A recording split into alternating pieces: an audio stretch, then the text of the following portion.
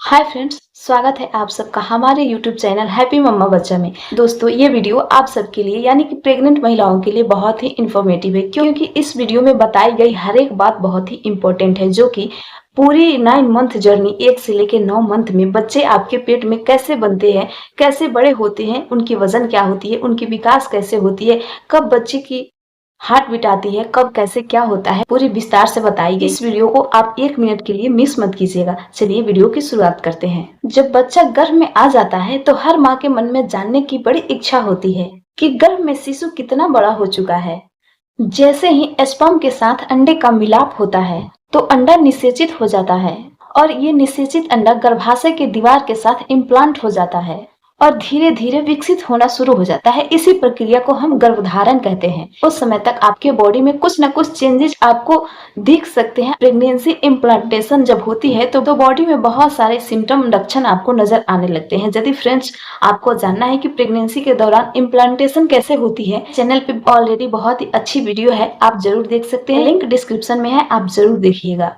लेकिन pregnancy implantation के समय जब ये प्रक्रिया हो जाती है, आपको 1 से 2 हफ्ते हो जाते हैं, लेकिन उस समय आपको पता नहीं होता है कि आपकी प्रेगनेंसी रुकी है या रुकने वाली है।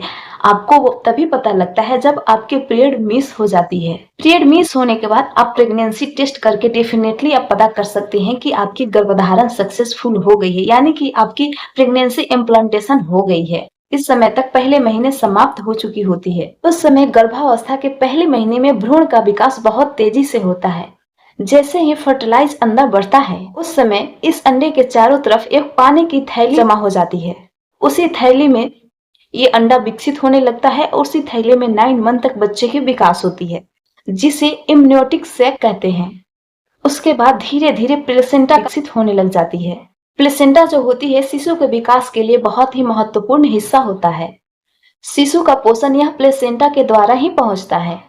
यह प्लेसेंटा बच्चे और मां से शिशु को जोड़े रहता है। भ्रूण का विकास जल्दी जल्दी हो रहा होता है, उसमें रक्त कोशिकाएं बढ़ने लग जाती है। पहले महीने के लास्ट में तक शिशु का हृदय भी बन चुका होता है, उसमें क्रैम्पिंग भी शुरू हो जाती है। उस समय तक शिशु का हार्ट बीट भी आ जाता है। प्रेगनेंसी के दूसरे महीने में खास तौर से शिशु के चेहरे का विकास खास तौर से शुरू हो जाता है।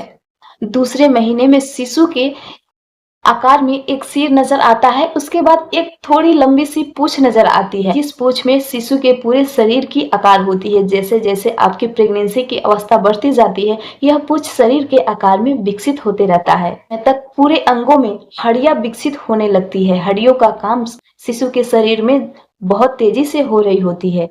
प्रेगनेंसी के दूसरे महीने में बच्चे के सिर में न्यूरॉन तंत्रिका तंत्र का विकास बहुत तेजी से हो रही होती है। उस सिर के आकार में बच्चों की कानों की आकार उभरना शुरू हो जाती है, आंखों की आकार भी बनना शुरू हो जाती है। प्रेगनेंसी के तीसरे महीने में बच्चे के शरीर की अपेक्षा सिर बड़ा लगता है। यहाँ तक कि प्रेगनेंसी के तीसरे महीने में बच्चों की आंख, कान, नाक, हाथ और पैर की उंगलियां भी अच्छी तरह से विकसित हो चुकी होती है। इस समय तक बच्चे में मूवमेंट शुरू हो जाती है। बच्चा मुट्ठी को खोल सकता है, बंद कर सकता है, अपने आप को मूव कर सकता है। हालांकि प्रेग्नेंट लेडीज को इस समय तक महसूस नहीं हो पाती है, लेकिन बच्चे में मूवमेंट शुरू हो जाती है।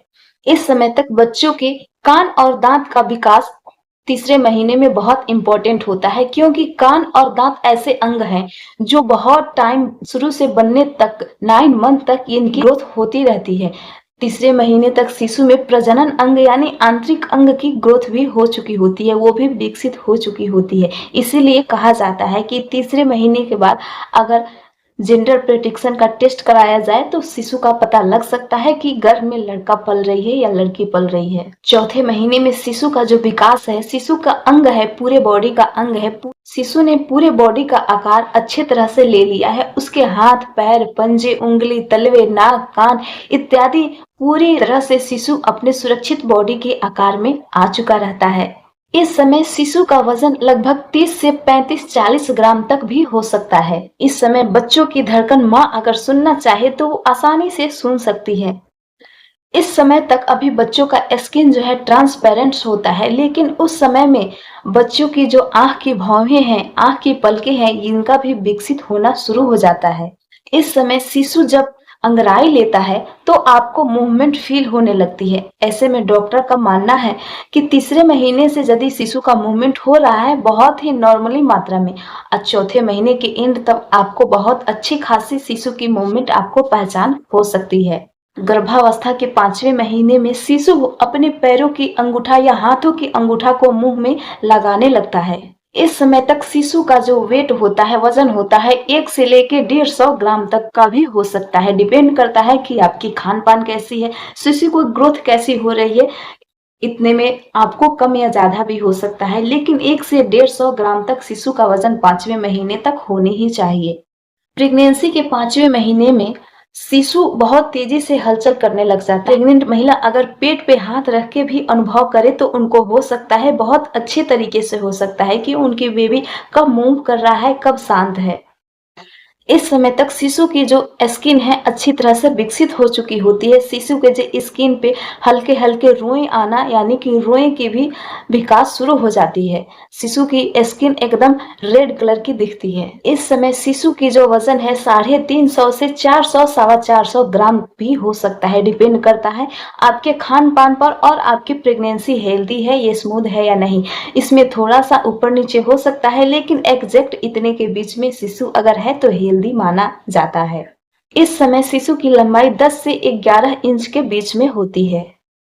अब प्रेगनेंसी के 6ठा महीना जिसमें शिशु की त्वचा बिल्कुल भी ट्रांसपेरेंट नहीं है, त्वचा की विकास अच्छे से हो चुकी है, अंदर की विकास भी अच्छे से हो रही होती है। इस समय शिशु की मूवमेंट में आपको लगता है कि बहुत ज्यादा शिशु हलचल कर रहा है पेट में। इस समय शिशु की नाखून तक भी आ जाती है और शिशु की मूवमेंट के समय आपको लगता है कि शिशु की नाखून आपके पेट को चुभ रही है। इस समय तक शिशु के सर में बाल की भी ग्रोथ शुरू हो जाती है। कान की जो प्रक्रिया है यानी कि शिशु सुनने में भी सामर्थ्य हो सकता है। शिशु अपना आंख खोल भी सकता है, देख भी सकता है, आपकी आवाज को महसूस भी कर सकता है। प्रेगनेंसी के 7वें महीने में शिशु अब आपका मेच्योर हो चुका होता है। 7वें महीने तक आप सुने होइएगा कि शिशु का प्री मेच्योर बर्थ भी हो सकता है, इसलिए 7वें महीने तक शिशु का विकास 80% तक हो जाता है।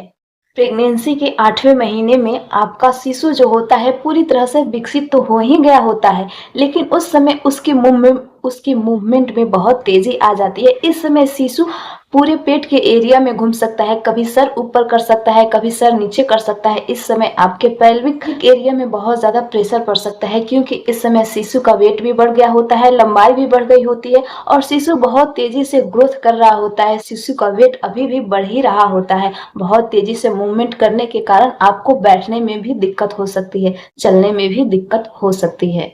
इस समय तक शिशु का वजन जो होता है 1 किलो 900 ग्राम से 2 किलो तक हो जाता है। इसलिए शिशु का बर्थ 8वें महीने में भी आपने सुना होगा, लेकिन 7वें और 8वें महीने में शिशु का जन्म होना ये अच्छी बात नहीं है। प्रीमेच्योर डिलीवरी इसे कहते हैं।